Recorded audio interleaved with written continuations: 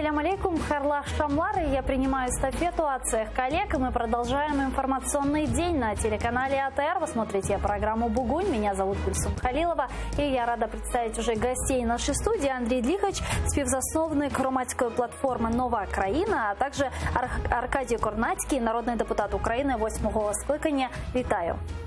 Доброго вечера. Нашу с вами беседу мы начнем с такого информационного сообщения. Президент Украины Владимир Зеленский запустил новый флешмоб. Давайте послушаем, какой именно. Якщо від вас вимагають хабар, пропонують відкат чи будь-яку іншу корупційну схему, будь ласка, не мовчіть. Не потрібно писати у соцмережах «все пропало», ці такі самі, як ті, Зеленський понаставив своїх рішал.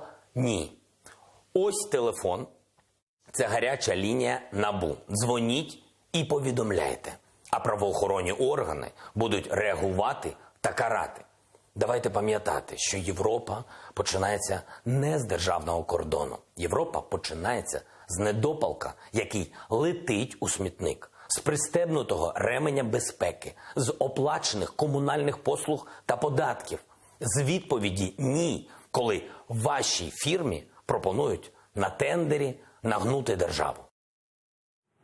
Ну а вот в Совете общественного контроля при Национальном антикоррупционном бюро Украины отмечают, что такая реклама может перегрузить линии связи этого ведомства. Почему? Давайте послушаем их аргументацию.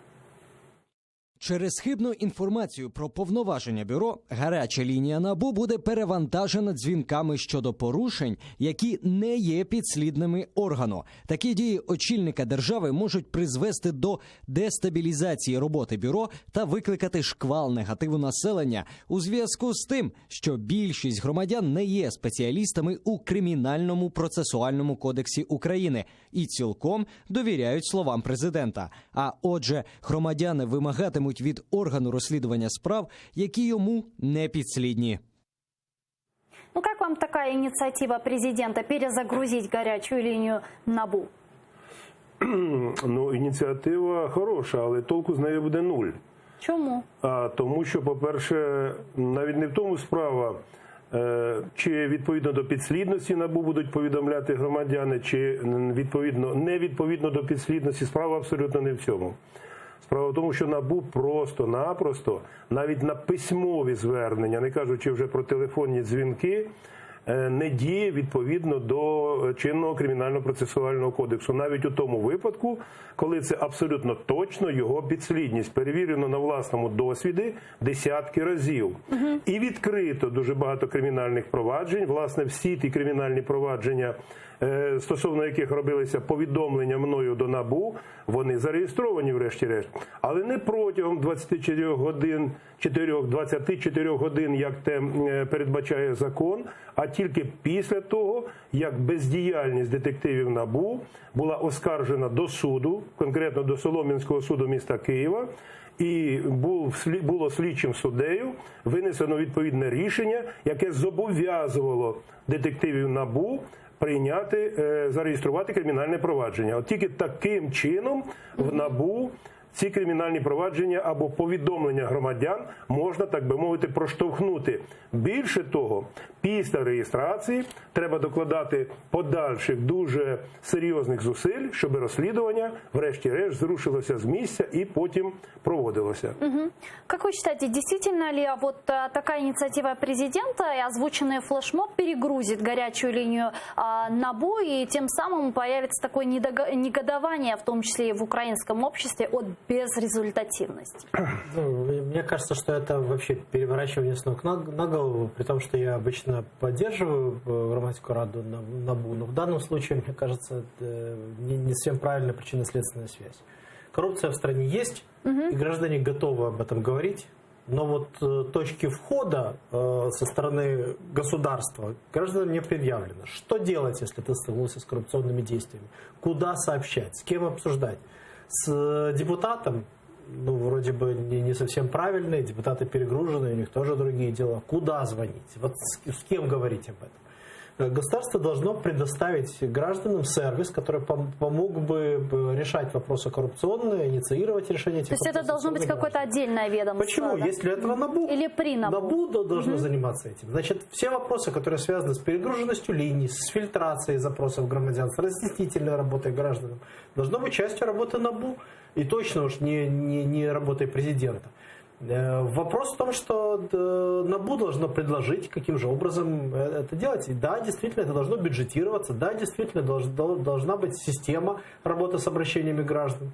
Но это нужно запустить. Государство должно стать сервисным. То государство, которое есть сейчас, есть у меня какой-то функционал, дальше трава не расти, это не мое дело.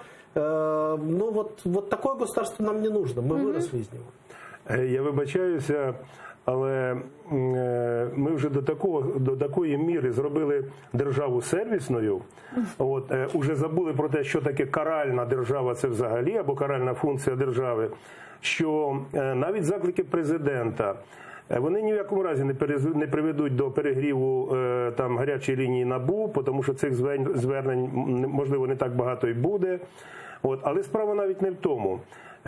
Не можна направляти дійсно всіх до НАБУ, тому що вона має свою підслідність. Це вищі державні держслужбовці, і це певна сума матеріальної шкоди, яка завдана корупцією.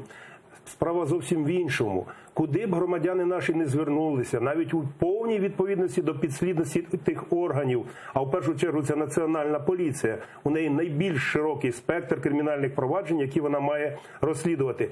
Толку буде все одно нуль. Тому що правоохоронна система давним-давно стала правопохоронною. Вона давним-давно зруйнована. Не працює оперативно-розшукова діяльність. Я вже мовчу про там якісь агентурні, так сказати, напрацювання, які колись були дуже масовими. Не працює нічого. Те ж саме ДБР, Державне бюро розслідувань, не хоче приймати до розгляду і реєструвати ті провадження, які абсолютно обґрунтовані. Там вже готова кримінальна справа, подається високофаховими юристами. Вони не хочуть реєструвати. Розумієте? Тому перетворення держави у сервіс, я вибачаюся, це, нехай мене вибачить присутній тут товариш, але це маячня. Ви розумієте? Держава певною мірою повинна бути не сервісом. Вона повинна виконувати свою функцію установлення правопорядку, каральну функцію. Кабинет министров и Верховная Рада Украины, как видится, работает. Потому что совсем недавно премьер-министр Алексей Гончарук сообщил, на какой, собственно, сейчас стадии идет работа над бюджетом нашей страны на 2020 год. Давайте посмотрим действительно, на какой она стадии. Він заснований на показниках, які були розраховані ще весною. І не враховує переважно більшість тих реформ, які ми плануємо зробити. Чому? Бо парламент їх ще не прийняв і вони ще не опубліковані, не вступили в силу. До 2 листопада ми повинні його доопрацювати до другого читання. І між цим періодом, між 15 вереснем і 2 листопада, всі необхідні зміни будуть нами туди внесені. И какие основные суммы расходов бюджета на 2020 год? Давайте посмотрим на эти цифры. Видатки на національну безпеку і оборону в проєкті бюджету складають близько 246 мільярдів гривень, на майже 34 мільярди більше, ніж у 2019-му. Видатки на освіту збільшено на 7 мільярдів 700 мільйонів, до понад 136 мільярдів гривень. На охорону здоров'я мають спрямувати 108 мільярдів гривень, тобто майже на 10 мільярдів більше, ніж 2019-го. Видатки на розвиток дорожньої інфраструктури майже 74,5 мільярдів гривень. Це майже на 20 мільярдів більше, ніж цього року. Как вам такая последовательность распределения денег бюджетных на 2020 год? И, собственно, что вы думаете, насколько реалистичен проект бюджета на 2020 год для его выполнения, конечно же? Он более чем реалистичен. В нем заложены все эти ключевые макрофинансовые показатели, которые содержались и в бюджетной резолюции. У нас, наконец, начала действовать 3-летняя бюджетная резолюция. При этом пока этот бюджет не отражает, и господин премьер-министр упомянул это, не отражает предложенных изменений, не отражает планируемого экономического роста ускоренного, не отражает реалий с инфляцией, курсом гривны и, с другой стороны, с ожидаемым экономическим кризисом, пиком экономического кризиса на 2020 год. Самое главное, что в этом бюджете предусмотрено, это сокращение государственного долга Украины. И об этом заявлял и министр финансов Оксана Маркарова и другие члены правительства. Действительно, выход на уровень государственного долга по отношению к ВВП на уровень 55 и меньше процентов – это позитивное явление. Соответственно, пока бюджет А реалистичный, Б позволяющий удерживать макрофинансовую стабильность, но не бюджет инновационный, не бюджет развития. Вот многие эксперты и экс-депутаты говорили о том, что проект бюджета на 2020 год был, собственно, разработан предыдущей еще властью. Вот как вы считаете, так что-то на себе, какие-то изменения украинцы почувствуют? У нас так цікаво складається тема передачі. Пішли поряд дуже символічні такі дві сфери життя України. Правоохоронна сфера і фінансова сфера. Як ми знаємо, міністр внутрішніх справ Аваков залишився на своїй посаді, залишилася міністр фінансів Маркарова. Ви розумієте? Просто-напросто символізм 100%. Не міняється політика новою владою, продовжується політика попередньої влади, і вже ознак цього є дуже багато.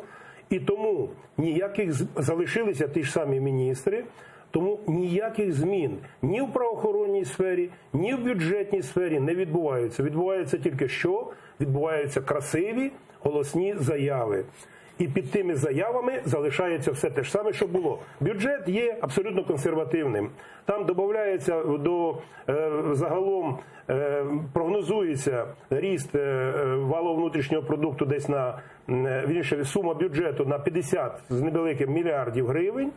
Це абсолютно не відповідає тим заявам, які лунали про те, що у нас буде ріст великий, і у нас буде уклон йти на інвестиційну складову державного бюджету. А вона як була на рівні менше 15%, так вона і залишається. Добре, слава Богу, що додали коштів до військового бюджету. Але добре, ще щоб ті кошти не розкрадали. Хоча при такій правоохоронній системі, звичайно, як і далі, як і раніше, будуть також дерибанити. Скажіть, а з якою скоростю, по-вашому, в этом году буде прийнят проект бюджета на 2020 год? Учитывая, что у нас Раду-то связывают уже с принтером зеленым. Он будет принят, как мне кажется, в ноябре. Не будет под елочку приниматься бюджет. И я скажу так, что история с финансово-экономическим блоком, преемственностью и правоохранительным – это совсем разные истории. Я уверен, что Аваков остался как временный министр, а вот Оксана Маркарова и в прошлом кабинете министров была прогрессором, реформатором, и не случайно она осталась и в этом кабинете министров. Увидим, как будет выглядеть бюджет 1 ноября. Я уверен, что он будет существенно отличаться от нынешнего. Тем временем премьер-министр Украины Олексій Гончарук запустил свой видеоблог. Давайте вот посмотрим на это. Зберігайте оптимізм і не перемикайтеся. Щиро ваш прем'єр-міністр.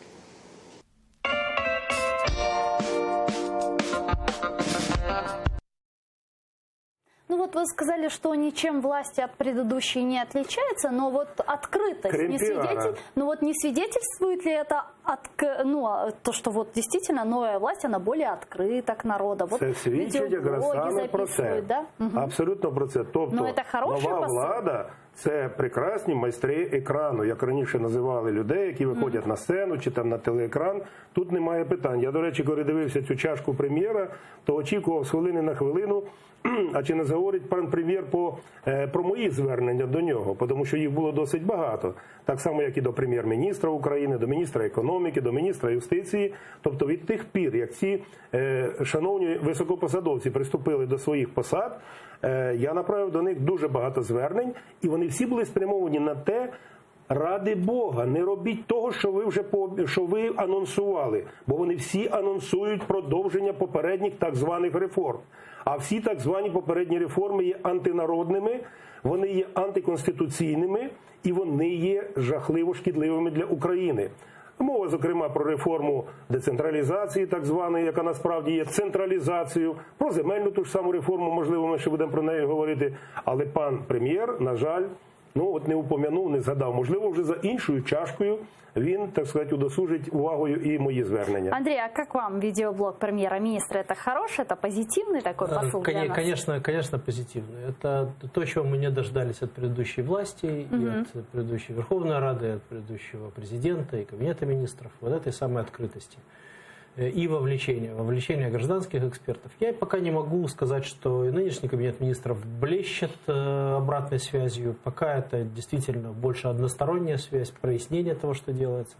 Но, с другой стороны, я категорически не могу согласиться с тем, что нынешний Кабинет министров и нынешняя власть продолжают действия предыдущей. И тем более не могу согласиться с тем, что они за пару месяцев того, как находятся у власти, ничего не сделали. Запущенная реформа прокуратуры, она уже начинается. Я уверен, что будет перезагрузка НАЗК, что будут существенные позитивы от реальных действий антикоррупционного суда, который, конечно, при предыдущей власти был запущен. Но самое главное, чего я жду, это того, что действительно в стране начнутся либеральные экономические реформы, и та самая рынок земли, и налоговая реформа, они будут реализованы. Ну вот вы перечислили позитивные моменты, да, нынешней власти. А вот все-таки по ходу разговора.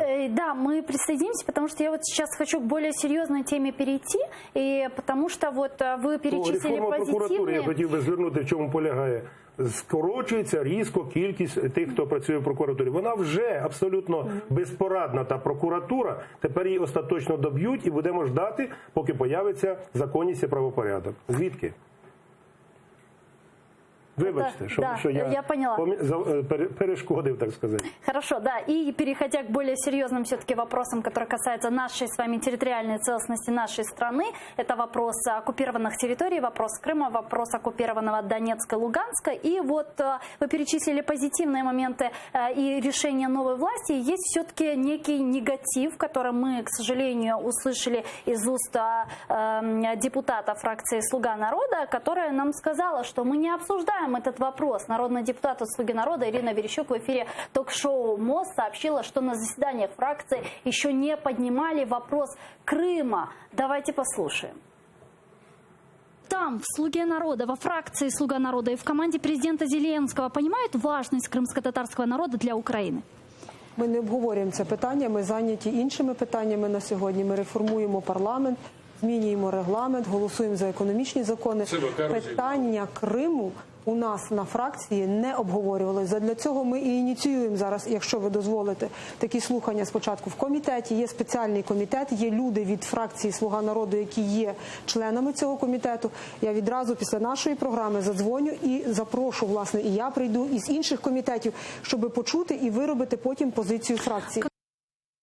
Ну вот действительно, не обсуждался вопрос Крыма на заседаниях фракции «Слуга народа». Это фракция, это монобольшинство в нашем парламенте, да, которые принимают законы, в том числе, которые вы перечислили. Но как-то вопрос Крыма, один из важнейших вопросов, я бы даже сказала, самый важный вопрос для нашей страны, откуда, собственно, и началась у нас война, не обсуждается. Как так? Вот как это понимать?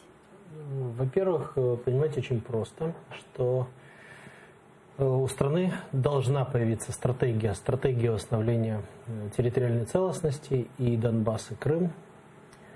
Однако за 5 лет президентства Петра Порошенко и того, как в Верховной Раде большинство было у двух фракций, одна из которых сейчас находится в меньшинстве, они за эти 5 лет не смогли эту стратегию выработать, предъявить обществу, обсудить с экспертным сообществом. Но очевидно, что такой стратегии нет у команды Зеленского, со слов Это большой Верещук. вопрос. Вот теперь, если она не появилась за 5 лет, когда у Украины были сильные позиции, когда у Украины была безусловная поддержка мирового сообщества, то что должна делать теперь Украина, когда этот украинский вопрос уже изрядно надоел нашим партнерам, когда российская пропаганда и российская стратегия оказалась мощнее и сильнее? Что должна делать команда Зеленского сейчас? Конечно, искать выходы и искать мощную стратегию.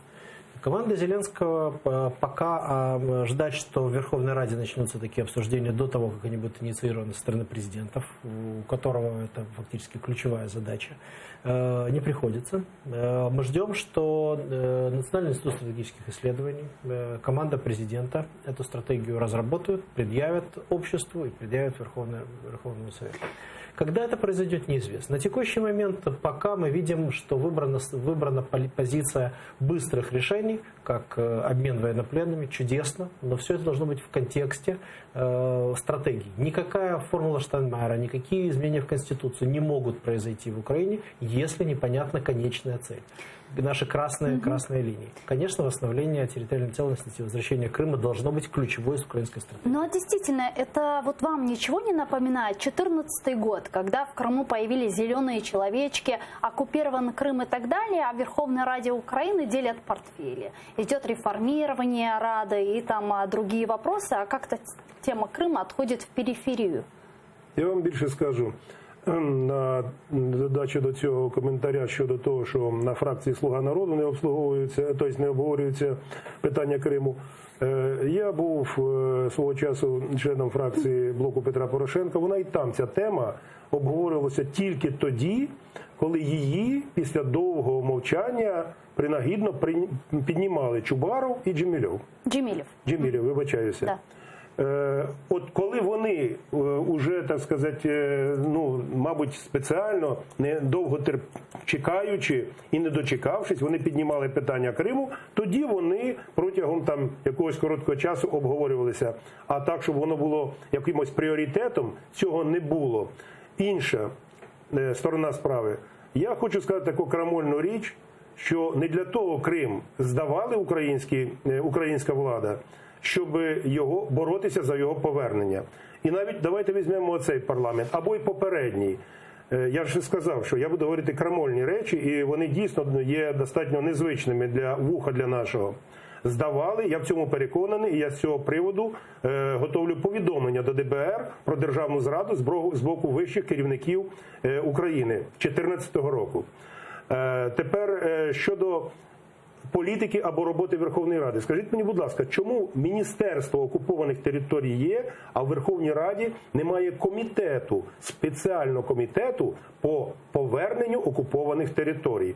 Ви ж розумієте, що структура Кабміну вибудовується відповідно до державної політики, а вона повинна бути сформована, перш за все, у Верховній Раді. Кожен комітет, він повинен керувати декількома міністерствами, тому що або принаймні одним міністерством. Так от навіть із того, що ні в попередній, ні у цій Верховній Раді немає спеціального комітету, який опікувався би політикою повернення окупованих територій, уже каже само за себе, що ніхто про це особливо не думає, тому що дядя із-за кордону, чи то дядя Сем, чи дядя там, я не знаю, як його, Фріц, чи ще когось, от вони не сказали, тому не роблять. А можливо, і ще з більш глибоких причин. Помощник президента Владимира Зеленского предложил новый договор с мировыми лидерами путем Будапештского меморандума. Вот давайте посмотрим, что там предлагают. У нас є ідея, зараз я про це говорю вперше, яка тепер звучить в переговорах, щоб врегулювання ситуації закінчилось підписанням масштабного міжнародного договору, в якому б взяли участь всі найбільші гравці – Сполучені Штати, Великобританія, Німеччина, Франція, Китай, які зафіксували б на роки, а краще на століття, наш суверенітет, територіальну цілісність. Действительно, был уже у нас такой один договор, Будапештский меморандум и есть, который гарант, в данном случае Российская Федерация, в том числе нарушила. Вот как вы думаете, привлечение к Будапештскому меморандуму и согласование нового договора с мировыми лидерами укрепит украинские позиции и поможет в дальнейшем восстановить нашу территориальную целостность? Надо исходить из интересов всех этих субъектов. заинтересованы ли они в восстановлении территориальной целостности Украины? Да, это этот вопрос, который крайне важен, в том числе для Китая, потому что Китай планирует восстановить свою территориальную целостность посредством возвращения Тайваня и других территорий. Насколько это актуально для мировых лидеров? Вполне актуальная тема, только вот Украина не окажется ли вновь разменной монетой или территорией, где эти интересы будут тестироваться, проверяться или согласовываться? Украина, давайте положим руку на сердце, сейчас не является субъектом в этих мировых обсуждениях, переговорах, скорее разменной монетой. И да, мы потеряли нашу субъектную позицию, не воспользовавшись той силой, которая у нас была, той силой правды, которая у нас была. Сейчас нам придется все это бешеными темпами восстанавливать. И предложение пана Ермака на то, чтобы перевести украинский вопрос на более высокий уровень, абсолютно правильно. Только в чем сила Украины в этих переговорах? Ну и, наконец, все-таки сравнивать это с Будапештским меморандумом не очень правильно. Будапештский меморандум не был договором. Да, конечно, это важный документ, на который мы должны были опираться в 2014-2015 году. Но сейчас это должно быть принципиально другое явление. Действительно договор. Ну, так или иначе, страны-подписанты Будапештского меморандума гарантировали территориальную целостность нашей страны с вами. Так как вы думаете, стоит ли верить действительно Украине? И кто может нам сейчас дать гарантию, что завтра или послезавтра Россия не пойдет в дальнейшей експансії? Ця заява Андрія Єрмака є вже другим дуже дивним і, на мій погляд, небезпечним сигналом про те, що готуються домовленості про те, щоб змінити післявоєнні, після Другої світової війни межі територій деяких окремих держав у Європі, зокрема України. Чому я про це кажу другий? Тому що ми нещодавно чули, що буде внесено законопроект, можливо він вже внесено, я не відслідкував, який закріпить реалізацію так званої формули Штайнмаєра. Розумієте? А що це може означати? А це може означати тільки одне, що це буде новий варіант закону про особливий статус Донбасу, а я не виключаю, що, можливо, і Криму там торкнеться. Тому що питання суверенітету, питання територіальної цілісності – це такі речі, якщо вони десь ушкоджуються в одному, бодай невеличкому місці і незначним чином, вони одразу ж викликають таку ланцюгову реакцію. І тоді може початися і Закарпаття, і багато-багато інших питань. Але для чого імплементувати і як, саме головне, імплементувати через український закон формулу Штайнмаєра, якої не розуміє не тільки українське МЗС або російське, чи американське, а навіть сам Штайнмаєр не розуміє, що це таке. Ну, давайте отметим, что на самом деле закрепленной формулы никакой нету в Минских соглашениях. Є післявоєнні затверджені кордони держав, учасниць Другої світової війни у Європі. Це повинно бути непохитно. І якщо говорити про меморандум Будапештський стосовно гарантій, які були надані Україні при її ядерному роззброєнні, то там є абсолютно достатні правові підстави, не дивлячись на те, що це називається меморандумом, це дуже серйозний правовий документ, відповідно до якого Україна вже давним-давно повинна була звернутися до суду або просто сказати Америці, Великобританії: шановні, ви гарантували? Так подайте, будь ласка, нам цю гарантію. Ну, а пока действительно мы затронули международный вопрос, сейчас появилась срочная новость, которая звучит следующим образом. Делегация Верховной Рады в парламентской ассамблее Совета Европы не будет принимать участие в осенней сессии организации. Официальное заявление делегации обнародовала его председатель Елизавета Ясько на своей странице Facebook. Она написала, цитирую: мы приняли решение не подавать полномочия новой украинской делегации на утверждение во время осенней сессии ПАСЕ с 30 сентября до 4 октября 2019 года. Указанное будет способом реагирования Украины на возвращение Российской Федерации в сессионный зал ПАСЕ без выполнения требований резолюции Ассамблеи, принятых в ответ на российскую агрессию против Украины. Конец цитаты. Как вы считаете, правильно ли это, собственно, решение не участвовать в следующей сессии парламентской ассамблеи Совета Европы? Предыдущая украинская делегация была, пожалуй, одним из самых ярких примеров возможных украинских побед на международной арене. Действительно, та делегация продемонстрировала способность Украины влиять на события, она пользовалась значительным авторитетом и там, ПАСЕ и внутри Украины. Я уверен, что и новая делегация тоже будет достаточно сильной, но просто ситуация, которая сложилась на текущий момент, не оставляет особо украинской стороне способов реагировать на результат голосования пророссийского лобби в ПАСЕ. Действительно, европейские институты и ОБСЕ, в частности, и ПАСЕ показали свою неспособность быть выразителями ценностей Европы, европейских ценностей, ценностей прав людей, свобод и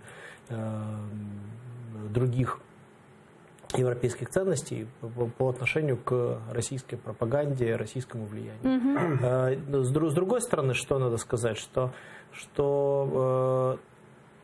это вопрос целостного восприятия Украины, целостной украинской стратегии. Это вопрос не только ПАСЕ. Это вопрос и, да, действительно того, что Украина сама легитимизирует в коммуникационной плоскости формулу Штайнмайера, написанную Россией, Лавровым, что Украина сама действует не как субъект, а как как страна, которая пытается вписаться в чьи-то правила игры. Ну вот, возвращаясь к ПАСЕ, ваш комментарий, буквально 30 секунд, у нас просто мало времени остается, и мы хотим успеть обсудить ще несколько новостей. ПАСЕ – це всеєвропейська говорильня, з якої практично немає жодного толку. Вона вернула Росію тому, щоб Росія заплатила туди гроші, декілька десятків мільйонів євро, порядка 70 чи 74.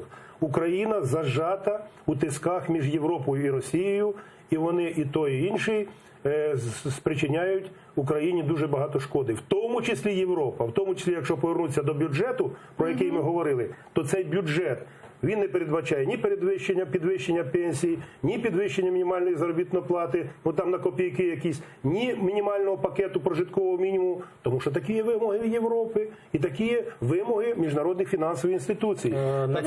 Натякну, що це неправда. Абсолютно. Це правда, сама справжня, абсолютна правда, тому що ніхто іншими інтересами зараз не керується, крім як зробити бюджет, щоб отримати черговий транш кредиту. Прошли тему бюджетов, давайте все-таки я вас верну к предмету нашей дискуссии, к международной площадке, Украины на международной площадке, а президент Владимир Зеленский скоро встретится с президентом США Дональдом Трампом в рамках Генеральной Ассамблеи Организации Объединенных Наций. Это подтвердил уже министр иностранных дел Украины Вадим Пристайко. Давайте его послушаем. Зустріч із Трампом буде обов'язково. В нас є час для цього. І це не буде зустріч на полях, потискання рук. Обидва президенти знайшли час. Для президента Зеленського це взагалі перший виїзд в ООН.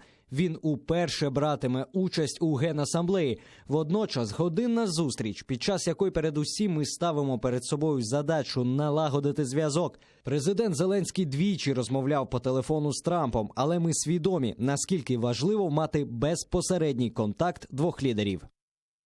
Ну и вот буквально на несколько минут назад появилась такая новость. 40 государств поддержали совместное заявление о ситуации с правами человека на территории временно оккупированного Крыма в рамках 42-й сессии Совета Организации Объединенных Наций по правам человека. Об этом сообщает постоянное представительство Украины при международных организациях в Женеве, в Твиттере, как сообщили. Ну, возвращаясь к встрече Дональда Трампа с Владимиром Зеленским, что вы ожидаете от этой встречи? Что, возможно, Украине ожидать от этой встречи? Во-первых, ожидать установления действительно позитивных отношений между Трампом и президентом Зеленским. Это важно. Второе – это договоренность о процедуре последовательности действий и, самое главное, красных линиях Украины в отношении Крыма и Донбасса. Я надеюсь, что не только Донбасс, но и вопрос Крыма будет поднят на встрече. И также вопрос военной помощи. Трамп не является меньшим сторонником, чем предыдущая администрация, но, по крайней мере, при Трампе это реализовалось в реальную помощь. Соответственно, я ожидаю помощи Соединенных Штатов, усиления обороноспособности Украины. А чего ожидаете вы от этой встречи? Я хотів би, щоб ця зустріч, якщо навіть і не принесла в Україні якихось дуже потрібних їй і таких важливих, наприклад, допомоги з боку Сполучених Штатів Америки, то щоб ні в якому разі вона не нашкодила. Тому що ми всі знаємо, що зараз вже почалася там передвиборча боротьба між республіканцями і демократами, що одне неправильне слово президента України може зробити Україну заручником, так сказати, або ворогом демократів, або ворогом республіканців. Тому краще було б за все, щоб наш президент включив там весь притаманний йому артистизм і кмітливість, і сказав би: хлопці, розбирайтеся між собою там, а ми будемо вашими друзями тут у Європі. Дякую. Аркадій Корнацький, народний депутат України 8-го скликання, Андрій Длігач, співзасновник громадської платформи «Нова країна». Дякую. А мы, к сожалению, завершаем первый блок нашей программы. Смотрите буквально через 5 минут новости на украинском языке. Не переключайтесь. Далее в нашей студии будет член Меджлиса крымско-татарского народа Гаяна Юксель Коршкинч.